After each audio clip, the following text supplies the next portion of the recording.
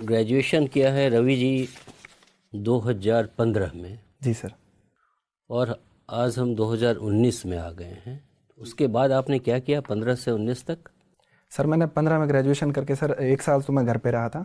कुछ घरेलू कार्य होते हैं जैसे सिस्टर की शादी वगैरह, तो उसके सर जिम्मेदारी मेरे पे थी। तो वो करने के बाद में सर घर वालों ने मुझे सिविल सर्विसेज के लिए तैयारी करने के लिए भेजा। और उसके बाद में मैं सर 2 साल मैंने तैयारी की और 18 में अटैम्प्ट दिया था सर।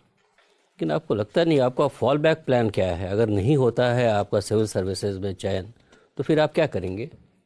सर मैं अगर सिविल सर्विसेज में पूरी मेहनत के बाद अगर चयन नहीं होता है तो सर मैं कृषि के क्षेत्र में कुछ करना चाहूँगा। जैसे मैं किसानों के लिए कुछ एनजीओ खोलना चाहूँगा, या फिर अगर सरकार कोई लोन देती है तो मैं एक जो इंस्ट्रूमेंट है उसका पूल बैंकिंग खोलना चाहूँगा सर। आपको नहीं लगता है आपके पिताजी एक खेतिहर हैं, सालाना आमदनी 50,000 के आसपास ही है, जी सर।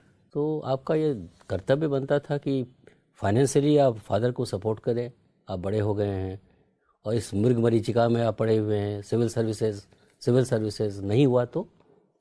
सर वैसे मुझे खुद पर इतना विश्वास तो है कि सर मैं अगर इस प्रयास में नहीं होता है तो मैं दो अगले प्रयासों में इसको कर लूँगा। अगर नहीं होता तो सर जो भी कृषि के क्षेत्र में जितने भी नवाचार हो रहे हैं उसमें सरकार अनेक रियायतें देती है सर। और छोटे किसानों के लिए भी अनेक अवसर हैं, जैसे सूक्ष्म सिंचाई, लघु सिंचाई, या फिर अन्य जैसे पुलिंग है, फार्मर प्रोड्यूसर ऑर्गेनाइजेशन है।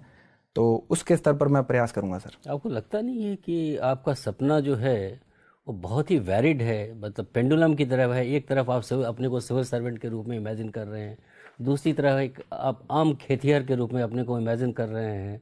ये कैसे आप सामंजस्य रखते हैं इस दो प्रोफेशन में? सर सामंजस्य ये है कि जो सिविल सेवा है वो अत्यंत विविधता वाली सेवा है। तो इसमें सर किसानों का कल्याण भी शामिल है। तो अगर मैं इसमें जाता हूँ तो मेरा जो जो दूसरा लक्ष्य है वो भी पूरा हो जाएगा। और अगर सिविल सर्विस में जाने का मौका नहीं मिलता है तो सर दूसरे बैकअप प्लान के रूप में मैं ये कर